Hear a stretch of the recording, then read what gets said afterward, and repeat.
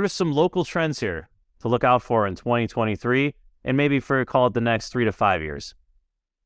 Yeah, I think something that I saw last year in the last 6 to 9 months, especially being pushed through like the RIAs and whatnot, Airbnbs.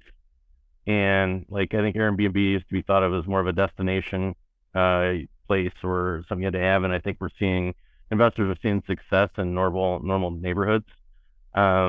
Meaning just like a regular neighborhood, you can rent out your place or room and the cash flow that you can get. And so I think my concern is like in the next 2 to 5 years, like what does that look like? Is that going to become oversaturated? As everyone starts buying these, and like what does that look like? I mean, it's definitely like as downtown has changed. I think people are traveling. They definitely like a place to live, stay versus a hotel.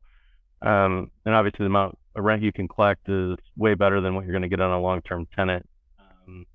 But when does that become oversaturated? And I think especially for newer investors that are jumping in and running their numbers. I mean, a lot of these new investors are like, okay, well, I can make all this money on a Airbnb, but what happens when that slows down or the city cracks down more on their restrictions and guidelines on the Airbnb side? So, seeing a trend on that side of the Airbnb is I'm doing it as well. I've kind of jumped in on some of these Airbnbs, but I also, with the known fact that we talked a little bit earlier, like well capitalized, right? Like, so I could cash flow it if I had to put a long-term tenant back in there, or hopefully we have should be buying it with the right amount of equity that hopefully we could sell it if we had to as well. So those are something I'm noticing, and I think we got to be careful of as everyone jumps into that.